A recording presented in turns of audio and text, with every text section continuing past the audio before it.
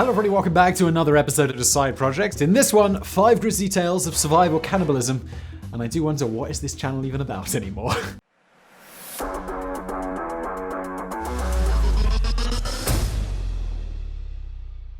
Survival cannibalism is when one human eats the flesh of another. Not by choice, as is often the case with deranged serial killers, but because they've been thrust into horrible situations brought about by shipwrecks, plane crashes, wars, harsh weather, and natural disasters. And it must be really harsh weather. It's like, it's raining a bit outside, so I ate Frank. Oh shit. Most of us know about the Uruguayan soccer team that resorted to cannibalism after their airplane went down in the Andes Mountains in 1972, and of the ill-fated Donner Party in America's Sierra Nevada mountains in the winter of 1846 to 1847. But tales of survival cannibalism are relatively common throughout history. Now, let's take a look at a few cases that you might not have heard of.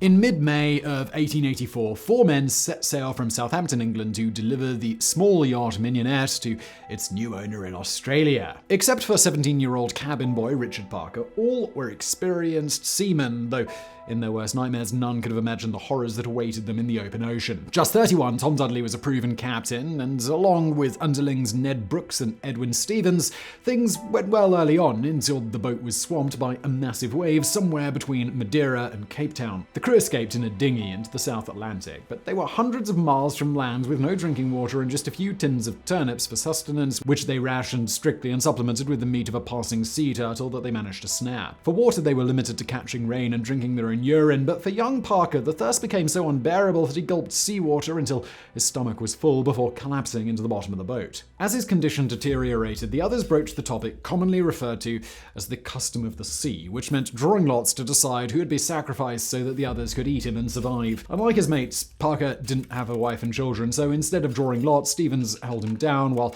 Dudley thrust a knife into his neck. The resulting gush of blood was apparently so copious that it was caught in a clock case and poured directly into the men's parched mouths. Parker's body was then stripped and butchered. His liver and heart were eaten immediately. Meat was cut into strips for consumption later, and the bones and inedible organs were dumped overboard. The 3 survived on this macabre diet for nearly a week until the meat became too putrid to consume. They then faced the dilemma of determining the next victim. But on July the 29th, nearly a month into their ordeal, they were rescued by a German ship en route to Hamburg, and soon after they arrived back in England. The horror was over, but for Dudley and Stevens, new troubles lay on the horizon. More so than the others, Dudley made no attempt to obscure Richard Parker's sad fate, nor his part in it, and he considered the event a lamentable necessity that was well documented in maritime tradition, but authorities weren't convinced. Though public opinion was largely with the men, they were summoned before a local magistrate, and though Brooks was exonerated, Dudley and Stevens were arraigned for murder. As the judge addressed the packed courtroom in November 1884, he made it clear that the men's situation didn't necessarily excuse their behavior. It appeared as though their fates with the gallows were certain,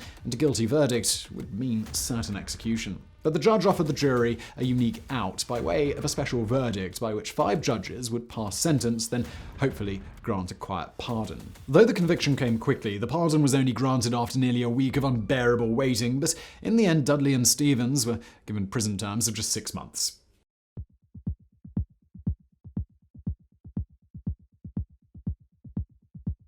Throughout the 1800s, hordes of determined and often penniless prospectors traveled to the Rocky Mountains seeking their fortunes in gold. And of all of them, miner, wilderness guide, and jack of all trades Alfred Packer is one of the most famous, not because he struck it rich, but because he purportedly killed and ate a number of his companions. In early November 1873, Packer left Bingham Canyon, Utah, with 21 other men bound for the goldfields around Breckenridge, Colorado. Winters in Colorado are always harsh, but that one was especially so.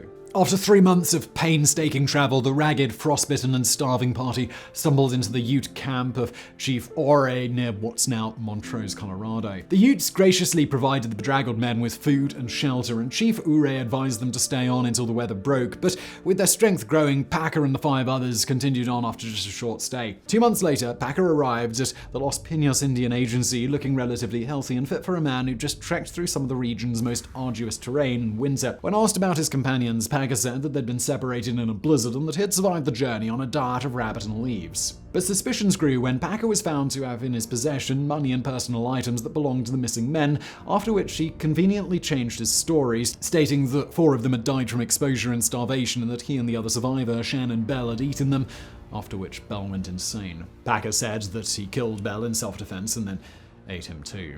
Though shocking, Packer's tale may have been accepted as little more than an unfortunate incident in which he'd done what he had to do until the remains of the other men were eventually found strung out along the trail, not at the campsite where he said they were. Packer was arrested and charged with murder, but he escaped from jail and remained at large for 9 years, only to be recaptured in 1883 in Wyoming, where he changed his story yet again. This time claiming that after returning to camp one afternoon, he'd found that Shannon Bell had killed the other men with a hatchet, butchered them, and then was boiling their flesh and bones in a soup pot. The two had a scuffle, and Packer shot and killed Bell, then resorted to eating him and the other men, who were already dead. Needless to say, Packer's stories weren't particularly credible, and he was quietly convicted of manslaughter. However, Packer's attorney filed a number of appeals, one of which was eventually successful, and after nearly 2 decades in prison, Packer was paroled after serving about half of his 40-year sentence. After his release, he went to work as a guard for a local newspaper and, according to neighbors, was a quiet and introspective man and a model citizen. Apparently, Packer also became a vegetarian later in life, and he maintained his innocence until he died in Deer Creek, Colorado on April 23, 1907 at the age of 65, reputedly from dementia brought about by his ghastly ordeal.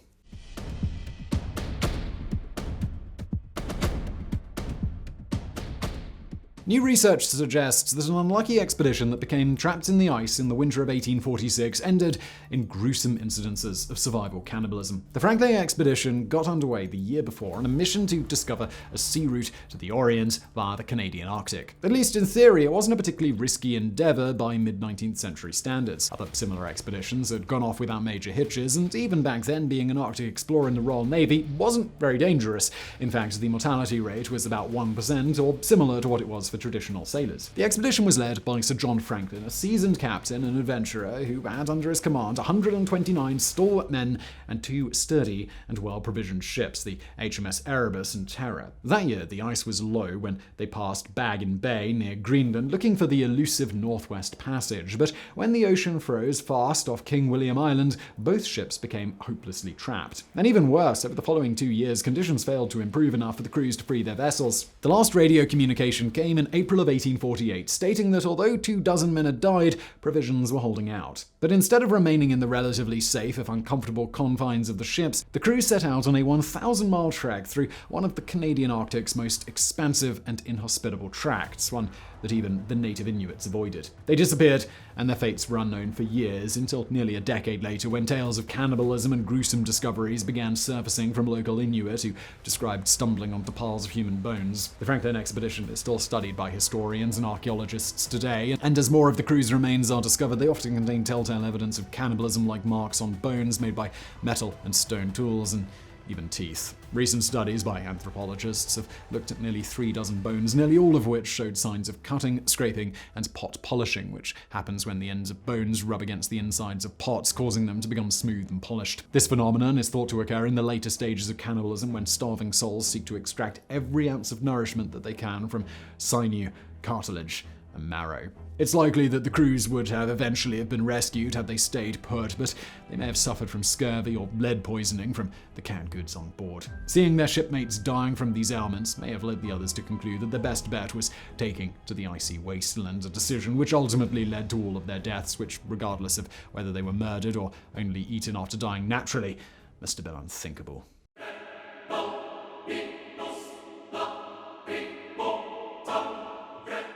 In 1609, the Jamestown colony in present-day Virginia experienced one of the harshest winters on record, and recent excavations reveal that not only were horses, dogs, rats, and leather shoes eaten during the starving time, but that at least one human was as well, a 14-year-old girl known as Jane. Jamestown was founded in 1607 by more than 100 colonists who came aboard 3 ships, but within the first year, nearly 50 had died from starvation, disease, exposure, and drinking water that may have been contaminated with human waste and arsenic. The worst drought on record, less than friendly relations with the local Native Americans, and missing supply ships also added to the untenable situation. Reports indicate that the muddy streets were littered with corpses, the stench was unbearable, and that survivors had transparent skin, emaciated frames, sunken eyes, and eerily distant countenances. More than 4 centuries later, forensic anthropologists studying the girl's recently discovered bones found multiple strike marks in the back of her skull, the strongest of which cleaved it in half. A puncturing thrust was also made into the left temple, after which the skull cap was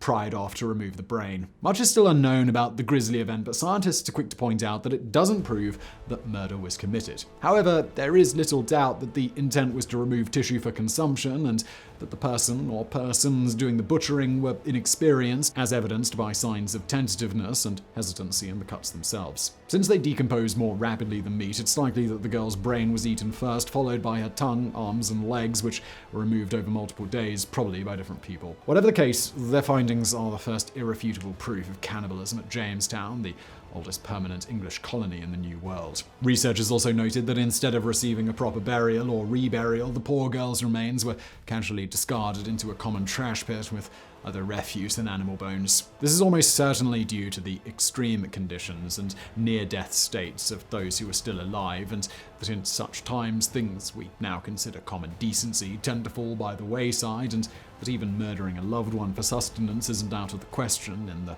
grips of a terrible hunger. Historians and archaeologists speculate that the girl was probably one of the original colonists, and most likely a maidservant or the daughter of one of the more wealthy families, as bone analysis indicated that up to the time of her death she'd eaten a diet high in protein. The identities of those who butchered and consumed her are probably always going to remain unknown, but many claim that there were certainly more victims of cannibalism, and that future excavations and analysis will probably prove it.